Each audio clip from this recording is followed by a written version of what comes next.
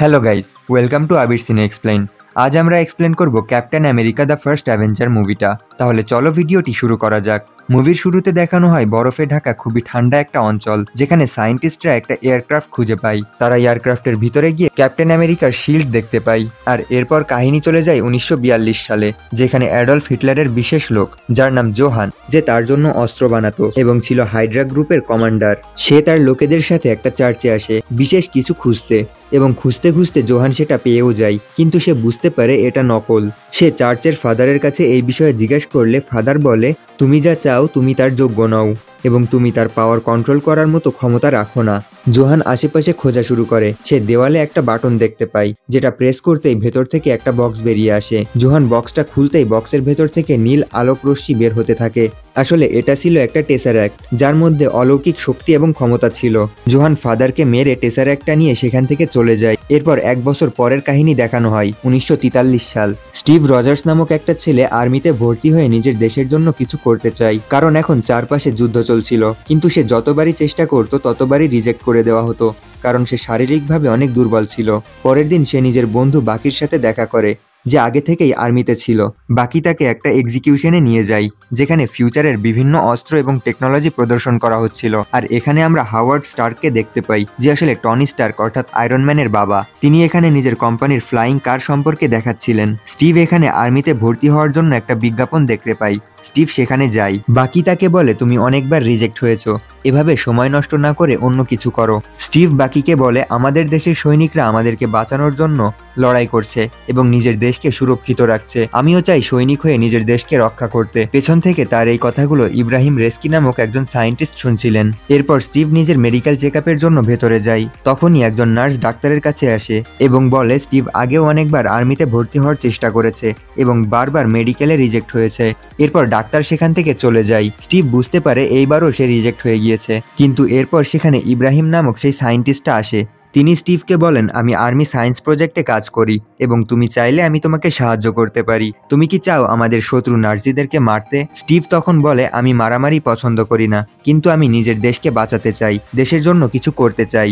Doctor Ibrahim তাকে আরও কিছু প্রশ্ন করে। স্টিভ সেগুলোর উত্তর দেয় এবং বলে সে ব্রুকলিন থেকে এসেছে এবং এর আগেও 5 বার আর্মি থেকে রিজেক্ট হয়েছে। এবার ডক্টর ইব্রাহিম তাকে মেডিকেলে পাশ করিয়ে দেন। আর এখন স্টিভ একজন সোলজার হয়ে যায়। ট্রেনিংয়ের সময় সে নিজের মেডিকেল দুর্বলতার জন্য সবকিছুতে পিছিয়ে থাকতো। একদিন ট্রেনিংয়ের সময় সব সোলজাররা দৌড়াচ্ছিল। কমান্ডার তখন বলে, আমরা অর্ধেক পথ চলে এসেছি এবং যে এই পতাকাটিকে নিচে নামাতে পারবে, বাকি পথটুকু সে গাড়িতে যেতে পারবে। কিন্তু কোনো সোলজারই খাম্বা থেকে পতাকাটা নামাতে পারে না। এরপর স্টিভ পুরো খাম্বাটাকেই ফেলে দেয় এবং পতাকাটা খুলে নেয়। এভাবেই সে বাকি পথটুকু গাড়িতে যেতে পারে। পরের দিন ট্রেনিং চলাকালীন ডাক্তার ইব্রাহিম সেখানে চলে আসেন। তিনি কর্নেলকে বলেন, সুপার সোলজার প্রোগ্রামের জন্য আমি স্টিভকে বেছে নিতে চাই। কথা শুনে কর্নেল কিছুটা অবাক হয়ে যায়, কারণ স্টিভ ছিল সবথেকে দুর্বল সোলজার। তিনি বলেন, আমার কাছে এমন একজন সোলজার আছে যাকে আমরা এই কাজের জন্য বেছে নিতে পারি। উত্তরে ডক্টর ইব্রাহিম বলেন, আমরা শুধু শারীরিক দক্ষতা দিয়ে বিচার করব না, অবশ্যই তাকে মানসিকভাবে অন্যদের থেকে এগিয়ে থাকতে হবে। এবার কর্নেল সব সোলজারদের দিকে একটা নকল গ্রেনেড ছুঁড়ে মারেন। সোলজাররা ভয়ে এদিক সেদিক দৌড়াতে থাকে, কিন্তু স্টিভ সবাইকে বাঁচানোর জন্য নিজেই গ্রেনেডের উপর শুয়ে পড়ে। এভাবেই সে প্রমাণ করে দেয় যে এই কাজের জন্য সেই যোগ্য। অন্যদিকে জোহানকে দেখা যায়, যে নিজের সায়েন্টিস্টের সাথে কিছু এক্সপেরিমেন্ট করছিল। তারা একটা অ্যাডভান্স মেশিন বানায় এবং সেটার মধ্যে টেসারঅ্যাক্টকে রেখে দেয়। মেশিনটা অন হয়ে প্রচুর পাওয়ার জেনারেট করতে থাকে। এক্সপেরিমেন্ট সফল হয়। জোহান অনেক খুশি ছিল। সে বলে, এই পাওয়ার ব্যবহার করে আমরা কয়েক মাস নিজেদের যন্ত্র চালাতে পারবো এবং এভাবেই জার্মানি পুরো পৃথিবী শাসন করবে। অন্যদিকে প্যাগি কার্টার, যে স্টিভ রজার্সকে ব্রুকলিনে নিয়ে যায়, যেখানে সুপার সোলজার প্রোগ্রাম শুরু হতে যাচ্ছে। এই প্রোগ্রামের হেড ছিলেন ডক্টর ইব্রাহিম। এখানে হাওয়ার্ড স্টার্কও ছিলেন, যিনি এই এক্সপেরিমেন্টের মেশিনটাকে ডিজাইন করেছিলেন। স্টিভের শরীরে একটা কেমিক্যাল ইনজেক্ট করা হয়। এরপর তাকে হাওয়ার্ড স্টার্কের বানানো মেশিনের মধ্যে শুইয়ে দেওয়া হয়। মেশিনটা অন করে আস্তে আস্তে পাওয়ার বাড়ানো হচ্ছিল। 70% পাওয়ার আসার সাথে সাথে স্টিভ অনেক চিল্লাচিল্লি করতে থাকে। ডক্টররা চায় তখন মেশিনটা বন্ধ করে দিতে, কিন্তু স্টিভ বলে, না, আমি এটা সহ্য করতে পারবো। এবার মেশিনের পাওয়ার 100% করে দেওয়া হয়। কিছুক্ষণ পর মেশিনটা অটোমেটিক বন্ধ হয়ে যায়। এবার মেশিনটা খোলা হয়। স্টিভ পুরোপুরি বদলে যায়। তার শরীরের সব অসুস্থতা ঠিক হয়ে যায়। সে অনেক স্ট্রং এবং পাওয়ারফুল হয়ে যায়। অর্থাৎ তাদের সুপার সোলজার বানানোর সিরামের এক্সপেরিমেন্ট সফল হয়। তখনই সেখানে থাকা একজন সায়েন্টিস্ট, যে আসলে জোহানের লোক ছিল, সে সেখানে একটা ব্লাস্ট করে এবং সুপার সোলজার সিরামের একটা টিউব নিয়ে সেখান থেকে পালিয়ে যায়। যাওয়ার আগে সে ডক্টর ইব্রাহিমকে গুলি করে দেয়। স্টিভের সামনেই ডক্টর ইব্রাহিম মারা যান। এরপর স্টিভ সেই সায়েন্টিস্টকে ধাওয়া করতে থাকে।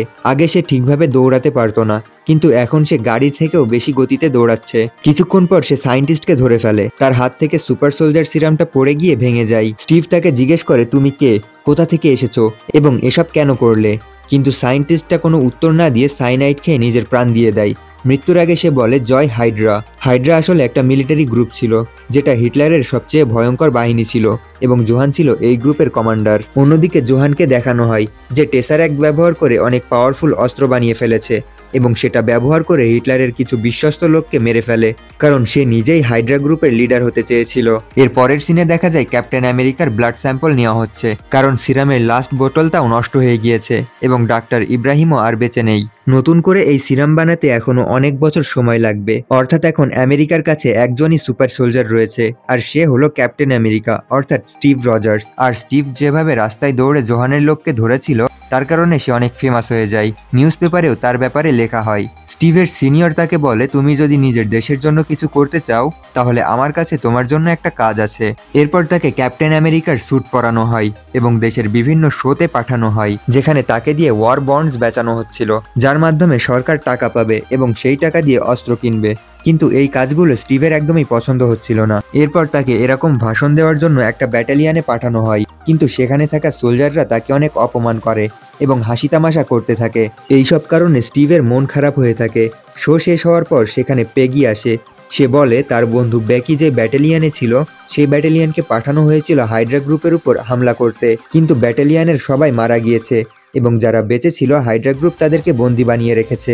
স্টিভ নিজের সিনিয়রের কাছে যায় এবং বিষয়টা বলে এবং তার বন্ধুকে বাঁচানোর জন্য আক্রমণ করতে বলে, কিন্তু তার সিনিয়র বলে তারা সেখানে আক্রমণ করতে পারবে না, কারণ সেখানে হাইড্রা গ্রুপ অনেক শক্তিশালী। সেখানে সোলজার পাঠানো মানে সোলজারদেরকে হারানো। কিন্তু স্টিভ নিজের বন্ধু বাকিকে বাঁচাতে চায়। সে পেগির সাহায্যে একটা প্লেন নিয়ে সেখানে চলে যায়। এটা ছিল হাইড্রা গ্রুপের একটা ল্যাব, যেখানে অ্যাডভান্স অস্ত্র ছিল এবং এই সব কিছুই টেসারেক্টের এনার্জিতে চলছিল। লুকিয়ে লুকিয়ে ক্যাপ্টেন আমেরিকা নিজের সব সাথীদেরকে মুক্ত করে দেয়, কিন্তু এখনও সে বাকিকে খুঁজে পায় না। সে সবাইকে বলে সেখান থেকে বেরিয়ে যেতে এবং নিজে বাকিকে খুঁজতে থাকে। অবশেষে সে বাকিকে একটা এক্সপেরিমেন্ট রুমে খুঁজে পায়, যেখানে তার শরীরে বিভিন্ন এক্সপেরিমেন্ট করা হচ্ছিল। স্টিভ তাকে নিয়ে বের হয়ে আসছিল, কিন্তু তখনই তাদের সামনে জোহান চলে আসে। এরপর সে নিজের মাস্ক খুলে আসল চেহারাটা দেখায়, যেখানে আমরা দেখতে পাই তার চেহারা লাল বর্ণের হাড্ডি দিয়ে তৈরি এবং তার নাম রেড স্কাল। আসলে জোহান আগে ডক্টর ইব্রাহিমের কাছে কাজ করত। যখন এই সিরামটি পুরোপুরি তৈরি হয়নি, তখনই সে এটা নিজের শরীরে ইনজেক্ট করে নেয়। ফলে সে পাওয়ার তো পেয়ে যায়, কিন্তু তার চামড়া গলে যায় এবং ভেতরে থেকে যায় লাল বর্ণের হাড্ডি।